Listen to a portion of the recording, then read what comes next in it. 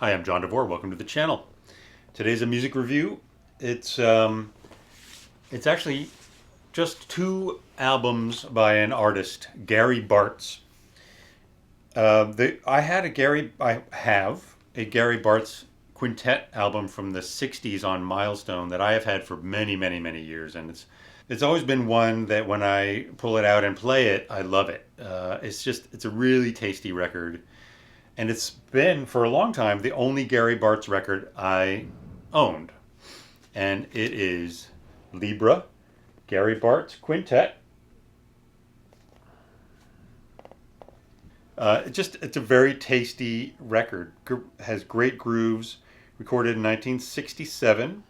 I never thought about it really much beyond that, beyond being something that I always liked to play, until about a year or so ago. A friend of mine, Rafe, who runs the hi-fi magazine, The Resistor, so The Resistor magazine, he talks a lot about music and hi-fi gear, things like that.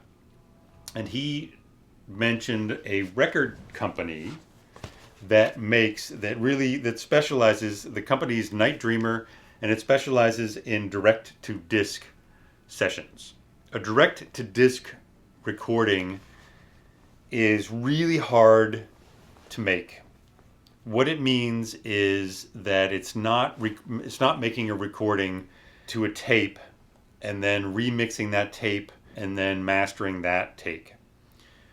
Whether it's digital or analog, there's multi-generational mixdowns that happen in a normal studio or even live recording.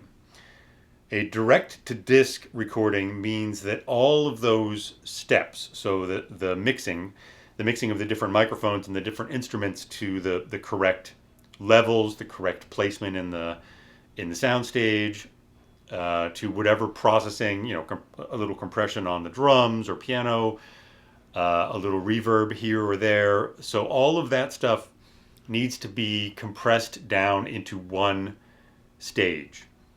So in a direct-to-disc recording, the microphones are set up. The microphones go through a mixer and whatever processing, compressors, EQ, anything like that, anything that needs to be done.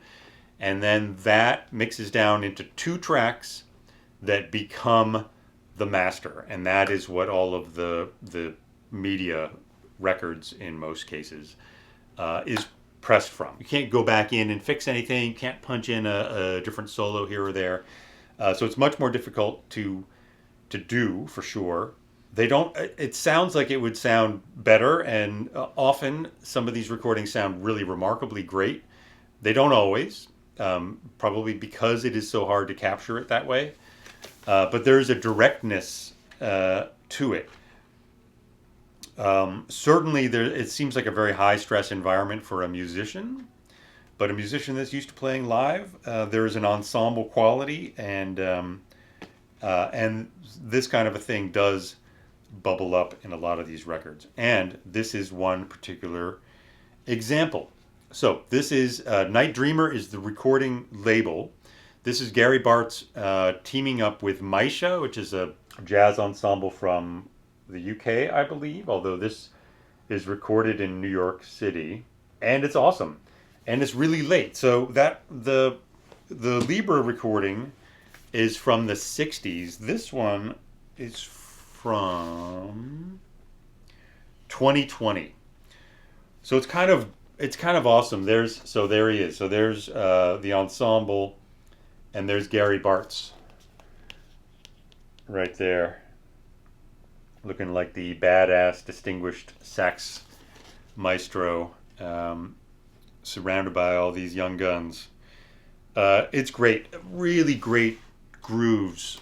So this record is much more of these sort of funk jazz vamps, which makes sense in the context of trying to do a direct disc recording, trying to avoid things trying to be too tight, and they just go off. They just get these great grooves and just ride these beautiful, really funky vibes. It's great stuff. Both of these records are fantastic. This is a guy that's not necessarily always on the radar. Both of them actually sound great. The direct-to-disc has a great quality to it, but even this 60s Milestone, it's a great sounding record. Highly recommended. Thanks for watching, and I'll see you at the next video. Bye.